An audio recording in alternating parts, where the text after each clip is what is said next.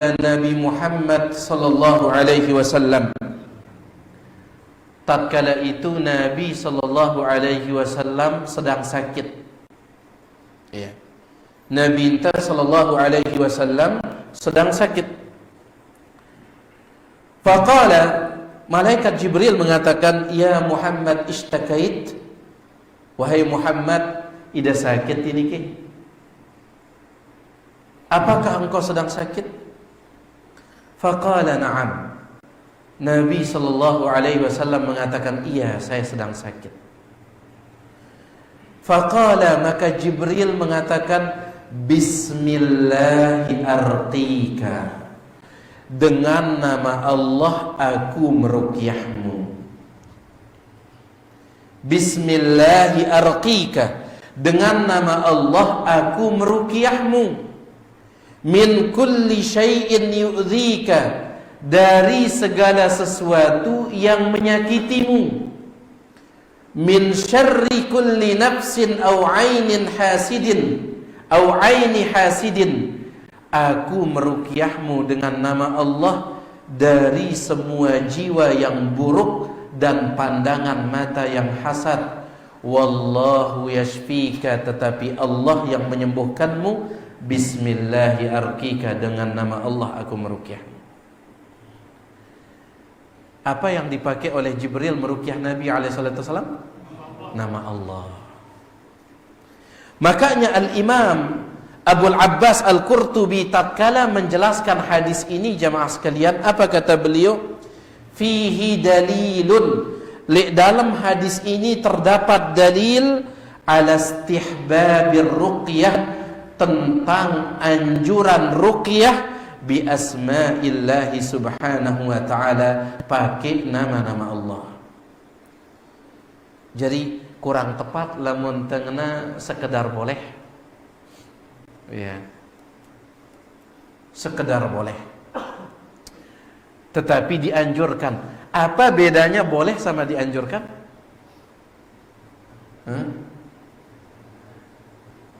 Baik. Lamun dianjurkan berarti lebih baik melakukannya. Ndik dengan oke. Baik. Dianjurkan menikah. Besi lebih bagus menikah atau ndik? Menikah. Ya. Bahkan lamun bau dua telu, ya sebagus sama lik. Dianjurkan. Dianjurkan. Baik, dianjurkan ini artinya lebih baik. Lamun sekedar boleh, bendik narak lebih baik. Bendik narak lebih baik. Ya.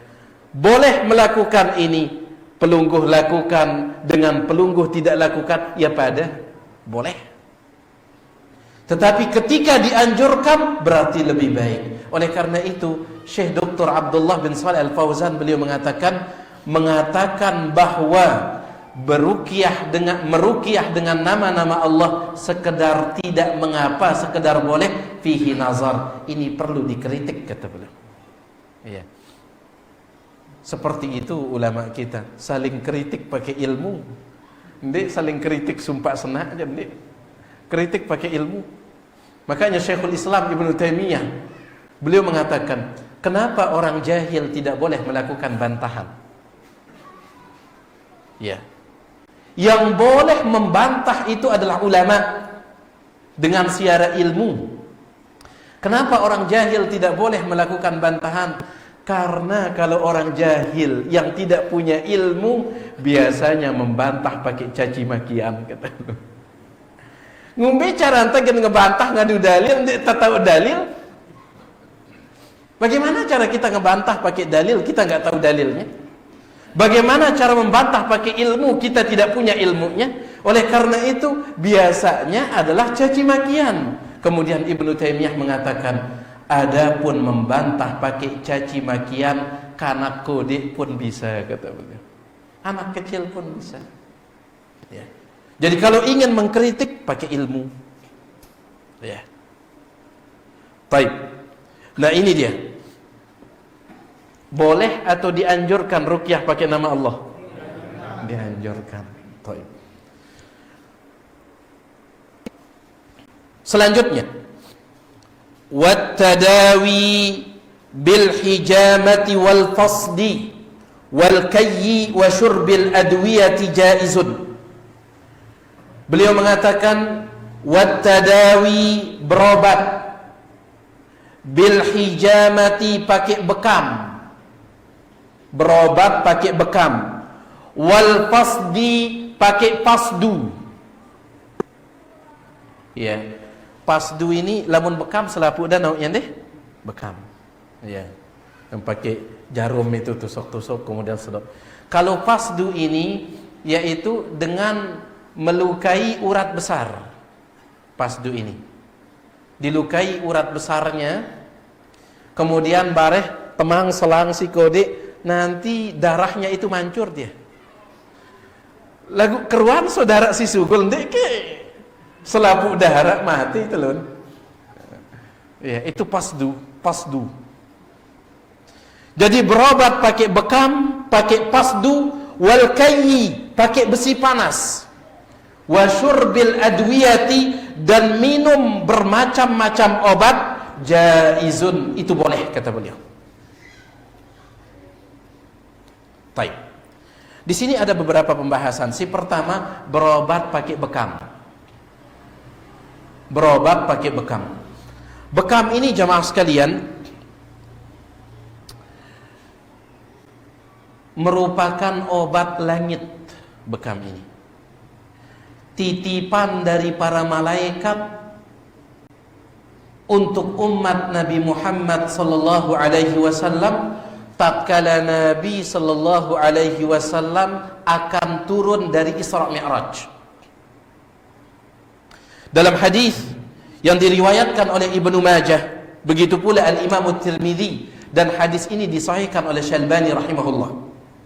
Nabi sallallahu alaihi wasallam menyebutkan, ma marartu bimala'in minal malaikati, saya tidak melewati sekelompok malaikat, saya tidak melewati sekelompok malaikat lailata usriyabi, tatkala saya di Isra Mi'rajkan, illa qalu, kecuali kelompok malaikat itu mengatakan, alaika bil hijamati ya Muhammad, wahai Muhammad, hendaklah engkau berbekam, dah bekam. Dalam riwayat yang lain, illa qalu, kecuali malaikat-malaikat itu mengatakan, ya Muhammad, wahai Muhammad, mur ummataka, perintahkan umatmu bil hijamah, untuk berbekam. Ya. Jadi ini obat titipan dari siapa? Malaikat. Dia mayan-mayan bekam ini. Ya. Dalam hadis yang lain, Nabi sallallahu alaihi wasallam menyebutkan, riwayat Bukhari Muslim, inna amthala ma tadawaitum bihi, sesungguhnya obat yang paling bagus yang kalian gunakan berobat, obat si paling bagus si kadunda berobat, al-hijamatu, adalah bekam, wal qustul bahri, dan al-qustul bahri. Al-qustul bahri ini sejenis tumbuh-tumbuhan. Ya. Bare ada beketuan ahli herbal ndek. Tiang paham tiang. Cuman dia sejenis ini da beketuan le Insinyur Sapirin. Pak Insinyur Sapirin, ahli herbal. Itu ada beketuan. Si girang ngisi radio no. Ya nah. Lamun tiang dek tiang paham. Cuman al-qustul bahri ini sejenis tumbuh-tumbuhan, daun-daunan. Kata Nabi SAW, hadis riwayat Bukhari Muslim, obat paling bagus si kadunda berobat al-hijamah, bekam, wal qustul bahri. Ya, sejenis ini. Berarti berobat pakai bekam ini bukan hanya boleh, tetapi dianjurkan, karena obat terbaik. Obat terbaik. Ya. Cuman sekali lagi harus ahlinya yang melakukannya, baru dia terbaik. Ya, pernah yang sampaikan kepada pelungguh, salah satu keluarga pernah dibekam oleh seseorang. Ya baru belajar ini. Kata dia, gratis saya milih bekam, karena dia sedang belajar. Saya milih bekam gratis, dia tidak perlu bayar. Kebetulan salah satu yang dijadikan eksperimen itu, yang dijadikan percobaan itu salah satu keluarga bekam. Ya. Sekitar di tiang salak sekitar 2 minggu 3 minggu beliau diimpus setelah bekam itu. Hampir kehabisan darah. Kan repot yang seperti ini. Makanya betul sabda Nabi SAW, "Idza wusidal amru ila ghairi ahlihi fantazir sa'ah." Apabila sesuatu dipegang oleh bukan ahlinya, tunggulah hari kiamat. Di antara makna sa'ah itu kekacauan. Jangankan perkara agama, perkara dunia, no jamaah sekalian, lamun dena ahlinya kacau dia. Kacau dia. Baik. Dengan sindi ahli, ia suruh nda bangunan ida balik ngumbe tadahna. Basang 2 minggu rana 6 boteng balik ini, setelah itu terik dia. Jadi harus ahli. Itu perkara dunia, apalagi perkara agama. Makanya Syekhul Islam Ibnu Taimiyah mengatakan, yang paling banyak merusak dunia dan akhirat itu 2 orang. Si paling nyedak dunia akhirat 2 orang. Si pertama adalah nisful alim, dan yang kedua nisfut tabib. Si pertama nisful alim, setengah alim. Ndek na tetu alim, setengah. Ya. Kemudian yang kedua nisfut tabib, setengah dokter. Ndek na tetu dokter, setengah. Kata beliau, nisful alim yufsidul adyan. Setengah alim merusak agama orang. Wa nisfut tabib yufsidul abdan, sedangkan setengah dokter merusak badan orang. Ya. Setengah alim agama dengan seda. Pas ada orang bertanya, "Ustadz, apa hukumnya?" "Boleh sudah," katanya. Bahkan ada yang mengatakan, seperti yang pernah yang sampaikan, ada yang terang-terangan ketika ditanya, "Ustadz, katanya tidak ada dalilnya perayaan Maulid." Meskipun tidak ada dalilnya, jemaah tiang tanggung jawab di hadapan Allah, katanya. Gawe sudah. Kan ini repot yang seperti ini. Terang-terangan di sebuah pengajian. Ya. Meskipun tidak ada dalilnya, nanti saya tanggung jawab di hadapan Allah. Kan repot. Gimana seorang akan bertanggung jawab di hadapan Allah? "Idz tabarra'a alladziina tubi'u minal ladziina taba'u." Dalam Al-Qur'an Allah mengatakan pada hari kiamat tokoh-tokoh akan berlepas diri dari jamaahnya, saling buang satu dengan yang lain, kecuali yang berada di atas takwa. Allah Subhanahu wa taala berfirman, "Al-akhillau yawma idzin ba'duhum li ba'din adu." Pada hari kiamat semua orang yang saling mencintai, saling mendukung di dunia, adu, bermusuhan di jelo kiamat, illal muttaqin, kecuali orang yang bertakwa. Kecuali orang yang bertakwa. Ngombe cara antakin bertanggung jawab di hadapan Allah. Gawe angbi ya laut yang bertanggung jawab, katanya. Repot yang seperti itu. Jadi nisful alim yufsidul adyan, setengah alim merusak agama. Wa nisfut tabib yufsidul abdan, setengah dokter merusak apa? Badan. Ya. Angka si ahli kah? Begitu pula dengan bekam ini. Ya, bekam ini si ahli. Dendek selaput dengan si tahu nyusuk, ia dah suruh bekam. Susuk tiang, katanya. Berselaput dengan tahu nyusuk marah si Rubian no, pas pemilihan ke selaput dengan nyusuk nyoblos. Ya. Jadi si yang ahli ya mas. Kemudian wattadawi bil hijamati, berobat dengan cara bekam, ini bagus. Wal fasdi, begitu pula fasdu. Ya, fasdu ini. Cuman yang ada dalilnya itu bekam. Yang ada dalilnya itu bekam. Kalau pasdu itu tidak ada dalilnya. Ya. Syarat dalilnya apa? Bekam. Pasdu tidak ada. Makanya sebagian ulama membenci pasdu ini. Ya. Tatkala kita daurah, banyak ustadz-ustadz kita yang dipasdu. Nah, darahnya itu kayak ini, kayak apa pernah? Kayak pancoran itu. Karena yang dilukai itu apa namanya? Urat besar. Cuman darah yang keluar bukan darah ini, darah si si kotor, ya. Ahlinya aja bisa dia. Baik, cuman yang ingin tiang sampaikan, kenapa sebagian ulama memakruhkan fasdu karena dia tidak ada dalilnya. Lamun bekam ini maraong kata si bro, Nabi terang-terangan mengatakan obat terbaik yang kalian gunakan berobat al-hijamatu wal kustul bahri, yaitu bekam dan kustul bahri, itu semacam daun-daunan herbal, ya. Baik. Selanjutnya wal kayyi, berobat pakai besi panas. Menurut beliau jaizun, boleh. Pembahasan tentang berobat menggunakan besi panas ini, bagaimana caranya? Ada dua caranya disebutkan oleh Syekh Shalih bin Abdul Aziz Sindi dalam kitab beliau Syarh Kitab Tauhid.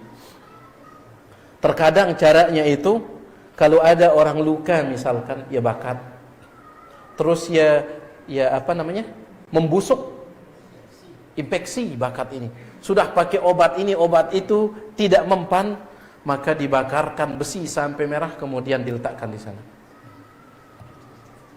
Ya, letakkan di sana. Pasang dik kena sampai suwe-suwe jendek. Atau kalau ada orang punya penyakit bukan luka, pakai obat ini obat itu tidak mempan, maka dicari di mana tempat sakitnya itu. Oh, di sini misalkan. Dibakarkan besi panas, tempelkan sebentar. Orang Arab mengatakan akhirud dawa'il kai, obat terakhir ini sudah. Ya, obat terakhir ini. Nah, ulama kita membahas tentang obat pakai besi panas ini, pembahasan yang sangat panjang sampai dikatakan oleh Syekh Shalih Sindi hafizahullah, kata beliau, maudhu'ul kayyi maudhu'un tawilud dhail. Pembahasan tentang berobat pakai besi panas ini pembahasan yang ekornya sangat panjang. Lil ulama'i fihi bahthun katsir. Para ulama memiliki percakapan, pembicaraan yang banyak sekali tentang ini. Kenapa? Karena hadis tentang kai ini ada 4 model hadisnya. Hadis pertama dalam riwayat Imam Muslim, Nabi SAW pernah melakukan kai. Nabi enta pernah melakukan apa? Kai. Padahal kan tahu ada hadis 70.000 umat Islam yang masuk surga tanpa hisab, tanpa azab. Di antara syaratnya apa? Wala yaktawun, tidak berobat pakai kai. Lagu dalam hadis sahih riwayat Imam Muslim, Nabi pernah mengobati seorang sahabat namanya Ubay bin Ka'ab pakai kai. Pakai kai. Nabi melakukannya ini. Beliau yang mengatakan 70.000 itu masuk surga tanpa hisab, tanpa azab, syaratnya apa? Tidak melakukan ini kai. Tapi beliau riwayat Imam Muslim beliau melakukan. Baik. Makanya wajar kalau Imam Ibnu Aqil di sini mengatakan jaiz, boleh. Hadisnya ada. Kira-kira menurut dia, apakah mungkin Nabi SAW melakukan sesuatu yang dilarang? Mungkin tidak. Nah, mungkin. Makanya itu. Lagu ini masih hadis pertama, 4 model hadis. Hadis yang kedua, Nabi SAW menyebut tidak suka kain. Hadis pertama beliau melakukannya. Lagu hadis yang lain riwayat Imam Bukhari Muslim, Nabi SAW bersabda, asy-syifa'u fi thalathah, kesembuhan itu ada pada 3 perkara. Si pertama adalah syartati mihjamin, bekam. Si kedua wasyarbati asalid, minum madu. Allah letakkan kesembuhan di sana. Dan yang ketiga walad'atin binarin, berobat pakai api, yaitu besi panas itu. Wa ana wala uhibbu an aktawi, dan aku tidak suka dengan yang ketiga ini. Dikku demen, kata Nabi SAW, si ketelu ini berobat pakai besi panas. Ini model hadis yang kedua, beliau tidak suka. Model hadis yang ketiga tentang masalah ini, Nabi SAW memuji orang yang tidak berobat pakai kai, dipuji. Beliau melakukannya, tetapi beliau memuji orang yang tidak melakukannya. Di antara dalilnya adalah yang tadi, 70.000 masuk surga tanpa hisab, tanpa azab. Di antara sifatnya, wala yaktawun, tidak berobat pakai besi panas. Si terakhir ini, hadis yang keempat ini, Nabi melarang berobat pakai besi panas. Riwayat Imam Bukhari, Nabi SAW mengatakan, wa ana anha ummati anil kayyi, aku melarang umatku dari kai. Mengumbi kita ada 4 hadis ini, semuanya hadis sahih. Yang satunya riwayat Imam Muslim dalam kitab sahihnya, yang satunya Bukhari Muslim, yang satunya riwayat Imam Bukhari. Selapuna hadis sahih. Akhirnya sebagian ulama mengatakan bahwasanya berobat pakai besi panas ini boleh ketika sangat dibutuhkan dan tidak ada lagi obat yang lain. Makanya orang Arab mengatakan akhirud dawa'il kai, obat terakhir apa? Besi panas sudah. Ya. Kompres pakai air panas nggak mempan, besi panas gitu. Baik, akhirud dawa'il kai, obat terakhir besi panas kata orang Arab. Jadi boleh ketika memang sudah tidak ada lagi jalan. Boleh. Tetapi dia makruh ketika tidak dibutuhkan. Masih ada cara si lain, besi panas nu bekah. Padahal masih ada cara yang lain. Saat itu dia dibenci. Saat itu dia dibenci. Bahkan sebagian ulama memandangnya diharamkan, bukan sekedar dimakruhkan, diharamkan. Ya. Lagu alhamdulillah sang denara itu berobatnya tu kena indi. Bandit tahu lah suai-suai lalu bahas ya ke. Lamun dengan Arab mereka berobat pakai ini. Lamun itu aja di tawah kan. Baik. Jadi berobat pakai bekam. Si kedua apa tadi? Fasdu. Si ketelu besi panas kai wasyurbil adwiyati, dan minum obat. Kata Syekh Dr. Abdullah bin Shalih Al-Fauzan, obat apapun yang penting dia tidak haram dan najis. Mau dia obat kimia ataupun obat herbal, jaizun dibolehkan. Ya, jaizun dibolehkan. Ada sebagian ulama melarang dan membenci berobat. Jadi lamun dia sakit, terima wah. Dia dulu berobat. Ya, bahkan disebutkan oleh Al-Imamul Qurtubi rahimahullahu taala dalam tafsirnya, orang-orang sufi, orang-orang tasawuf punya keyakinan seseorang tidak akan bisa jadi wali menurut tasawuf. Orang tidak bisa jadi wali kecuali kalau dia diberikan penyakit oleh Allah, dia terima dan tidak boleh berobat, baru dia jadi wali. Lamun dah masih lalu timpa dokter, dia akan jadi wali. Lamun dah jadi wali, wali santri.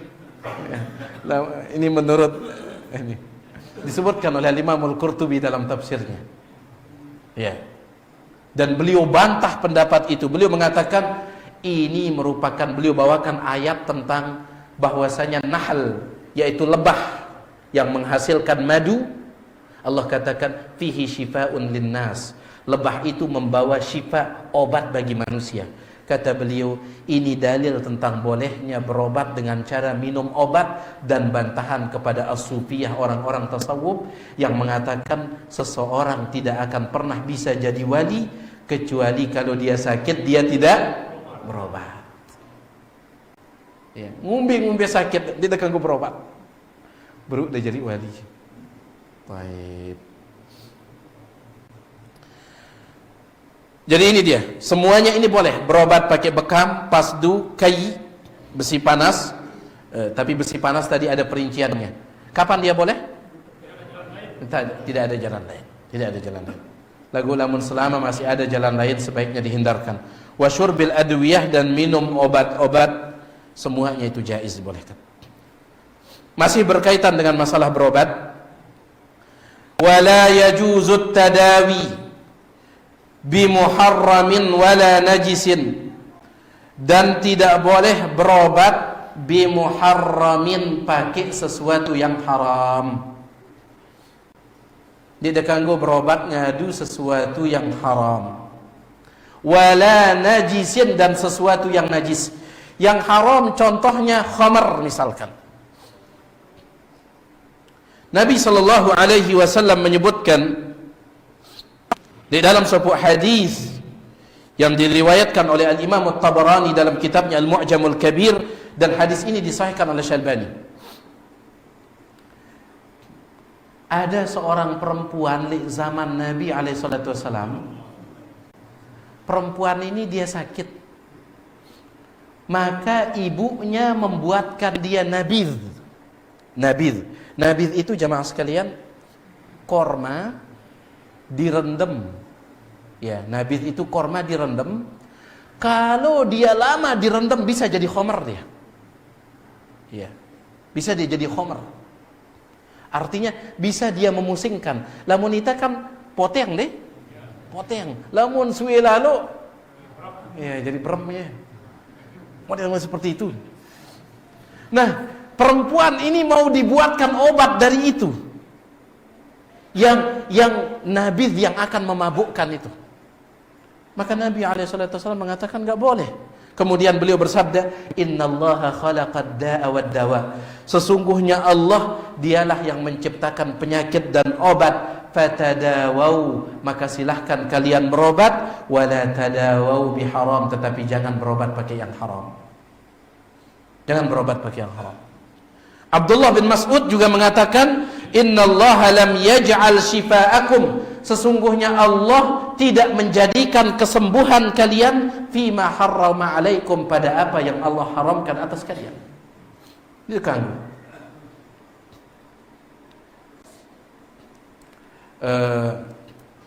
layak arak kanak sakit.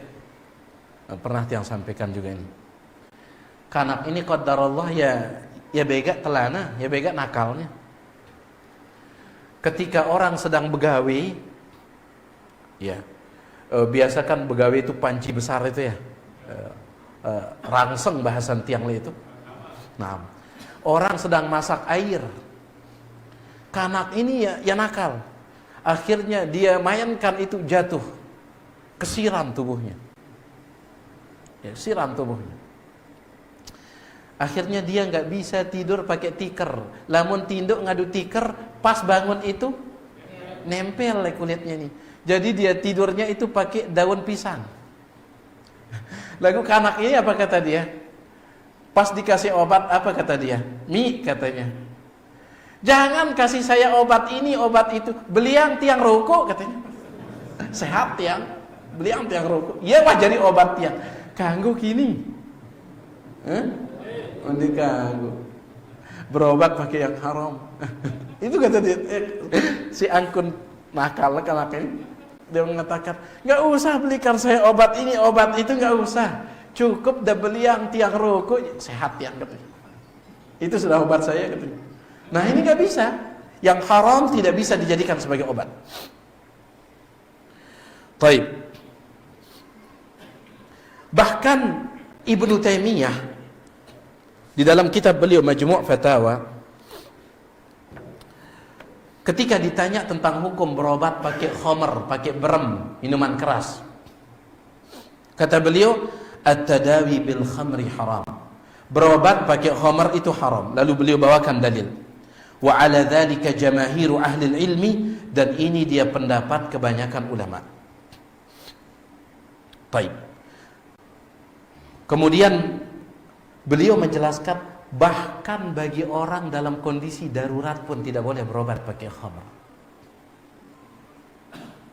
Ya. Dalam kondisi darurat nek kanggo berobat pakai khamr kata beliau.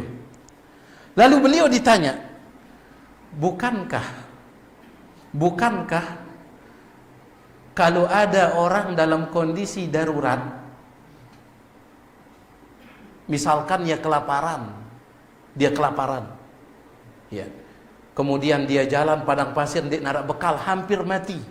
Tiba-tiba dia menemukan bangkai. Boleh tidak dia makan? Boleh, dalam kondisi darurat. Kenapa ini tidak boleh untuk berobat? Paham ide ini? Ada orang berusaha nanya sama beliau, Ada orang dalam keadaan darurat, lapar luar biasa, hampir mati. Si angkut laparnya tiba-tiba menemukan bangke, anggaplah mohon maaf bangke anjing atau bangke babi. Boleh dia makan? Boleh. Boleh kata para ulama. Lah kenapa ini berobat tidak boleh wahai Syekhul Islam Ibnu Taimiyah? Ibnu Taimiyah mengatakan dua hal itu tidak bisa dikiaskan, tidak bisa disamakan. Ya beda kasusnya ini. Di mana letak bedanya? Kalau orang lapar, ya, hampir mati si angkun laparnya, tiba-tiba menemukan bangke, dia makan bangke tersebut, pasti kenyang tidak? Pasti kenyang. Tapi orang yang berobat pakai khamar, pasti sembuh? Belum tentu sembuh. Ya. Mabuk iya, lalu sembuh belum tentu. Makanya beliau katakan ini beda. Kalau yang ini makan meskipun dia haram, kenyang dia, hilang laparnya itu, hilang laparnya. Lagu ini sakit sadik minum khamar pasti sembuh tidak? Enggak. Makanya kata beliau, walaysa hadza mithla aklil muttar lil maitah. Kasus berobat pakai khamar tidak sama min aklil muttar seperti orang yang dalam keadaan darurat memakan lil maitah bangke, tidak sama. Tidak sama kata beliau. Lihat bagaimana cerdasnya Imam Ibnu Taimiyah rahimahullah. Ya, subhanallah. Enggak boleh berobat pakai sesuatu yang haram. Enggak boleh. Contoh juga misalkan dikatakan di sini tentang dibda'. Nabi SAW su'ila an dibda'in tuj'alu fi dawa. Nabi SAW pernah ditanya tentang dibda', lepang, katak, kodok yang dijadikan obat.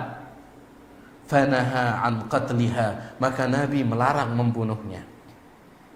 Ingat jemaah sekalian, di antara kaidah ulama adalah semua yang dilarang dibunuh hukumnya haram. Selaku binatang yang kita dilarang membunuhnya, haram memakannya. Kenapa? Ngombe cara anda ngakannya lamun tidak ganggunya mati. Ngombe cara anda. Kemudian sekarang kan ada juga orang berobat pakai semut ya. Pernah perlu lihat? Tiang pernah ditanya. Katanya berobat pakai semut. Semut itu boleh tidak dibunuh? Dilarang dibunuh. Dilarang dibunuh. Iya. Baik. Jadi intinya kesimpulannya jemaah sekalian, tidak boleh berobat pakai yang haram. Itu yang pertama. Wala najisin. Begitu pula tidak boleh berobat pakai yang najis. Kencing misalkan. Ya, yang najis. Ustaz, kan ada hadis sahih riwayat Imam Bukhari. Nabi SAW pernah menyuruh sekelompok orang yang sakit minum air kencing onta. Hadis sahih riwayat Imam Bukhari. Ada sekelompok dengan datang timpa kota Madinah, ternyata mereka kena demam Madinah, wabah Madinah, terkenal demam Madinah, wabah Madinah ini. Mereka kena. Akhirnya Nabi SAW suruh mereka minum air susu onta dan air kencing onta. Bagaimana dengan ini? Ingat, air kencing onta najis atau suci? Suci. Jumhur, kebanyakan ulama mengatakan kotoran dari binatang yang dihalalkan dagingnya itu suci. Kotoran binatang yang dihalalkan dagingnya apa? Suci. Misalkan dia sholat, Allahu Akbar,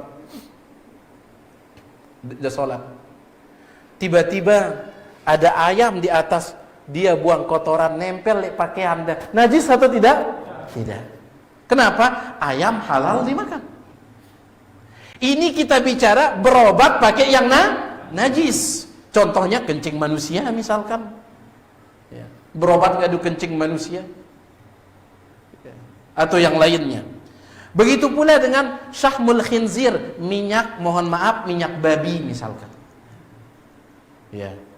Obat ini mengandung minyak babi misalkan. Apa hukumnya? Semuanya ini najis. Di samping itu haram juga untuk babi. Ya. Apa hukumnya berobat dengan sesuatu yang najis? Kalau ini diperselisihkan oleh ulama kita. Beda dengan yang haram tadi. Mazhab Hambali mengatakan tidak boleh karena dia sama dengan yang haram. Sebagaimana berobat pakai yang haram tidak ganggu, begitu pula berobat pakai yang najis. Ini mazhab Hambali. Mazhab Syafi'i dan mazhab Hanafi mengatakan boleh berobat pakai yang najis dengan syarat tidak ada obat yang lain. Tidak ada obat yang lain. Ya.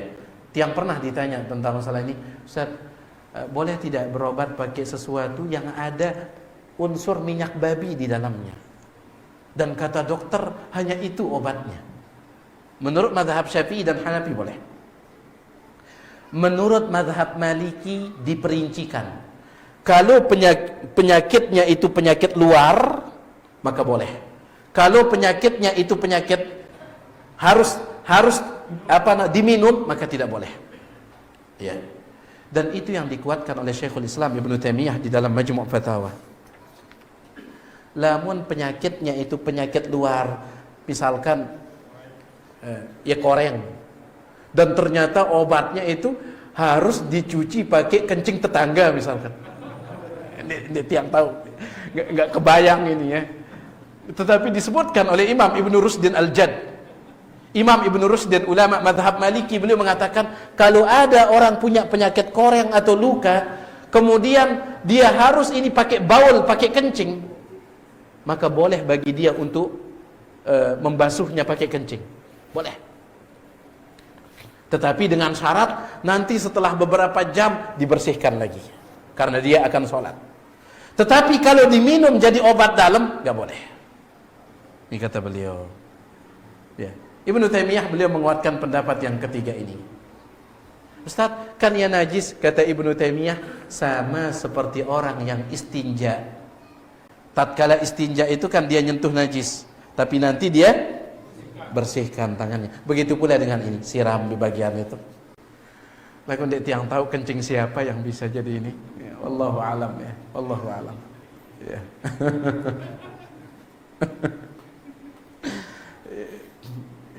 Ya kadang aneh-aneh pembahasan ulama kita ya, tapi ilmu ini.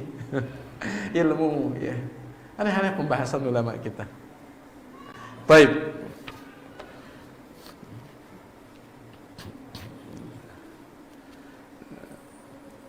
Ini menunjukkan bagaimana ilmunya mereka, bagaimana luasnya, dalamnya ilmu mereka. Jadi, la yajuzu tadawi bi muharram. Tidak boleh berobat pakai sesuatu yang haram, wala najisin, begitu pula yang najis. Waqad ruwiya, beliau kembali bicara tentang masalah kai. Waqad ruwiya an Ahmada, dan sungguh telah diriwayatkan dari Imam Ahmad, karahatul kayyi, beliau membenci kai itu, berobat pakai besi panas. Wa qat'il uruq, dan membenci qat'il uruq, memotong urat. Apa memotong urat tadi? Pasdu. Makanya Imam Ahmad beliau benci pasdu itu. Kenapa? Alasan beliau tidak ada dalilnya. Kalau bekam ada dalilnya. Kalau pasdu ini tidak ada. Ya. Baik. Wa qat'il uruq, memotong uruq yaitu urat. Ada riwayat dari Imam Ahmad tentang itu, war riwayatul ula asah, tetapi riwayat yang pertama yang membolehkan itu yang lebih sahih, kata beliau. Nah, ini dia, dengan demikian selesai kita dari pembahasan tentang masalah berobat ini. Baik. Kenapa beliau membahas masalah berobat di dalam pembahasan adab? Ya. Kenapa beliau bahas dalam pembahasan adab? Wallahu alam, sebagian ulama mengatakan karena sebagian orang terkadang ketika ingin si angkun meletnya sembuh, sampai-sampai dia meninggalkan adab kepada Allah Subhanahu wa taala. Berbagai macam cara dilakukan. Wah, berobat le dokter ini, ternyata Allah belum takdirkan sembuh. Dokter yang terakhir yang didatangi itu bukan dokter, lagu dukun. Adabnya kepada Allah hilang. Ya, adabnya kepada Allah hilang. Dan yang lebih menyedihkan jemaah sekalian, terkadang, mohon maaf, tiang mengetahui ada beberapa orang, makanya kadang kita malas untuk melakukan. Ada beberapa orang Allah takdirkan kena sihir. Ya, minta bantuan kepada kita untuk coba undangkan bisa tidak meruqyah, ya. Akhirnya kita minta ustadz ini, ustadz itu meruqyah. Tapi ternyata karena ndekman milih sugul ini Allah belum takdirkan untuk sembuh. Ya, Allah belum takdirkan sembuh.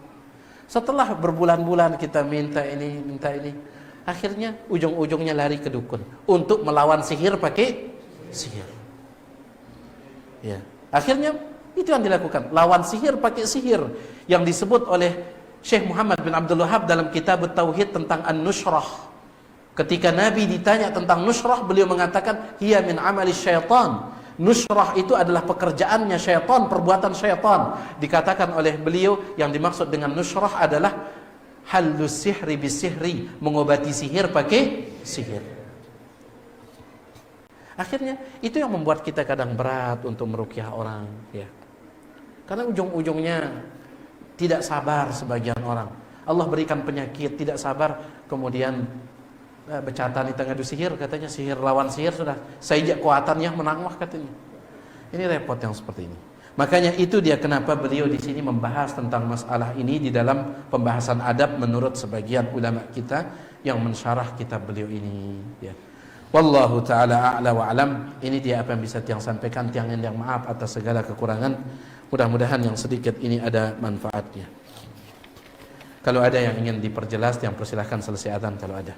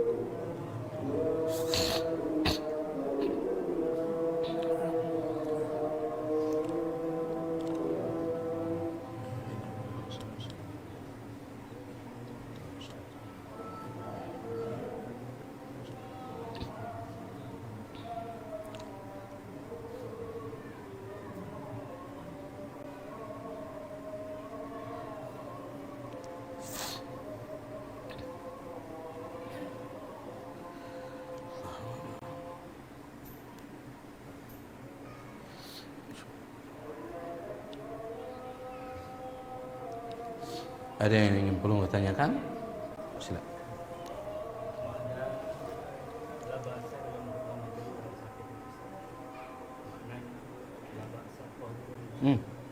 Ya. Alhamdulillah wassalatu wassalamu ala Rasulillah ma ba'd.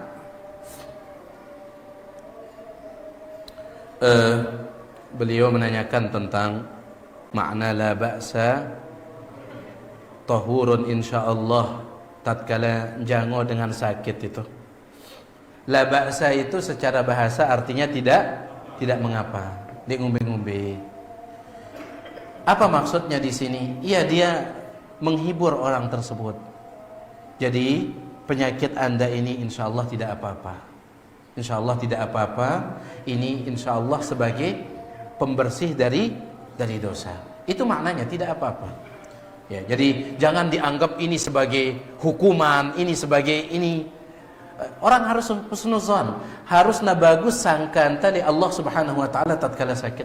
Prasangka kita harus bagus.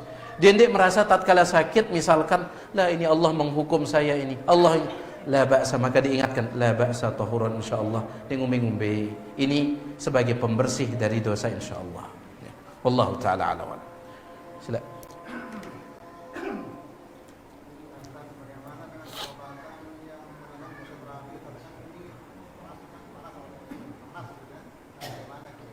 Taib.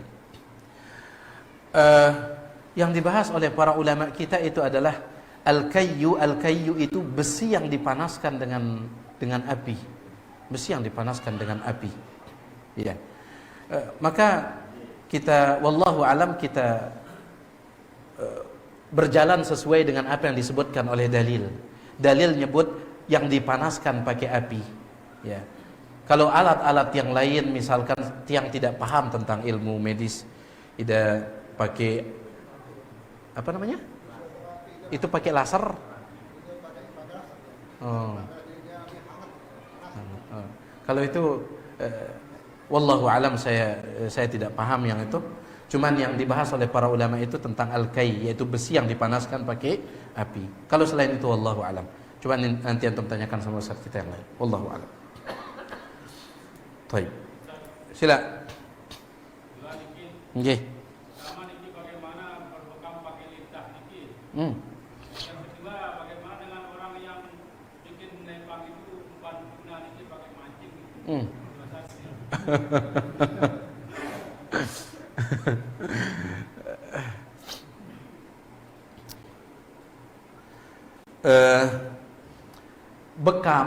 Bekam itu yang dikeluarkan darah apa?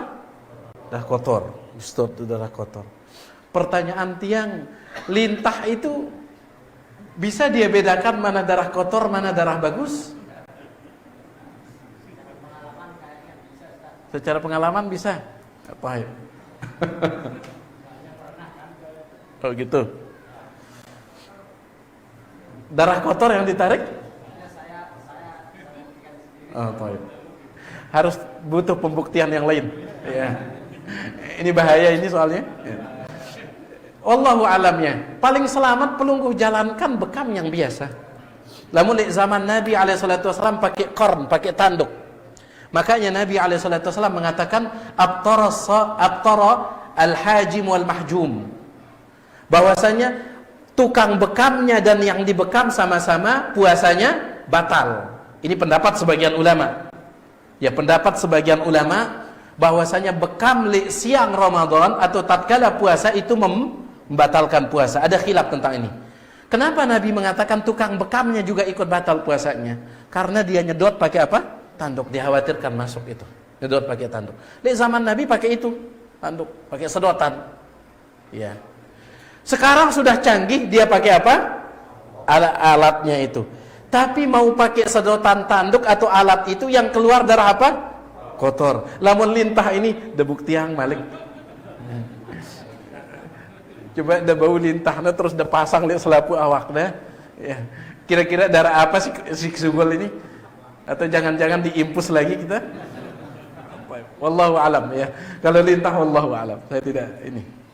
Si kedua, bagaimana orang yang menjadikan lepang itu sebagai ini alat mancing? Jelas itu dia akan membunuhnya.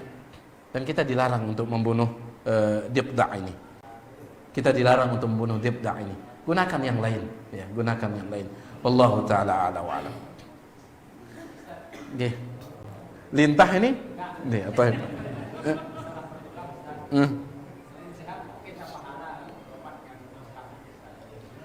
Selain sehat, apakah kita dapat pahala?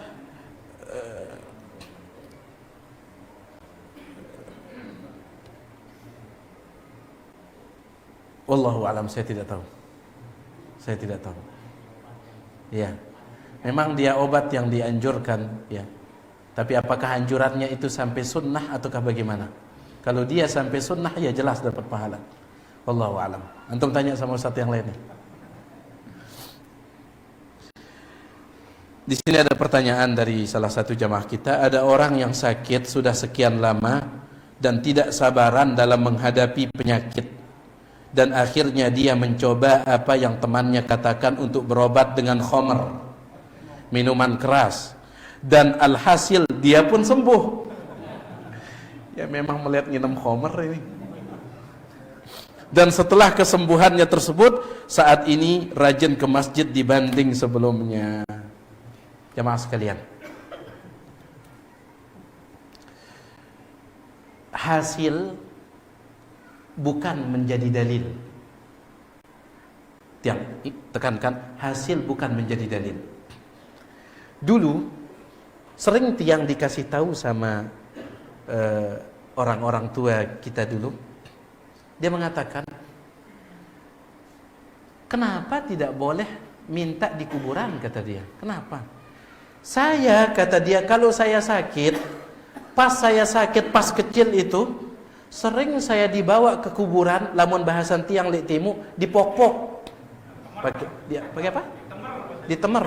Pakai air dipok-pok, kemudian dikatakan, papu, empu unda ya sakit ini yang ngendeng kesembuhan. Kata dia, saya sembuh sampai rumah. Saya sembuh. Pertanyaan tiang, kira-kira apakah bisa jadi dalil boleh minta kesembuhan pada dia? Ya, bisa. Itulah yang disebut oleh para ulama dengan sebutan istidraj pancingan. Itu yang disebut dengan istidraj pancingan. Ya. Kalau ada orang pergi berobat ke dukun, pulang-pulangnya dia sembuh, kira-kira bisa tidak jadi dalil ini boleh berobat ke dukun? Nggak bisa. Nggak bisa. Ya, jadi sekali lagi jamaah sekalian, hasil tidak bisa jadi dalil. Yang jadi dalil itu adalah apa yang datang dari Al-Quran dan Hadis. Ya, itu yang bisa jadi dalil, yang didukung oleh penjelasan para ulama kita, dijelaskan oleh para ulama kita. Namun sekedar hasil yang dibau. Ya, baik. Ada orang mengatakan, banyak ustadz kita mengatakan, mohon maaf ya, tiang sebut lagi nih, merokok itu haram. Banyak ustadz kita mengatakan seperti itu. Apa dalilnya ustadz? Nabi SAW bersabda, la darar wa la dirar. Tidak boleh memudaratkan diri sendiri dan memudaratkan orang lain.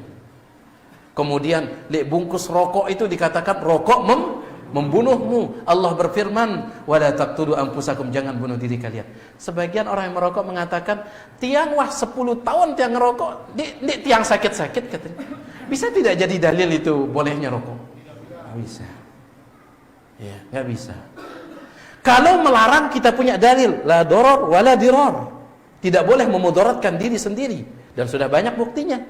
Tapi gara-gara ada 1 orang atau 2 orang, bahkan seandainya 100 orang merokok kemudian tidak apa-apa, tidak bisa jadi dalil. Jadi ingat, hasil tidak bisa menjadi apa? Dalil. Dalil jelas Al-Quran, hadis. Wallahu ta'ala a'lam. Baik, ini apa yang bisa tiang sampaikan. Tiang yang maaf atas segala kurangan. Mudah-mudahan yang sedikit ini ada manfaatnya. Subhanakallahumma bihamdik, asyhadu an la ilaha illa anta astaghfiruka wa atubu ilaik. Assalamualaikum warahmatullahi wabarakatuh.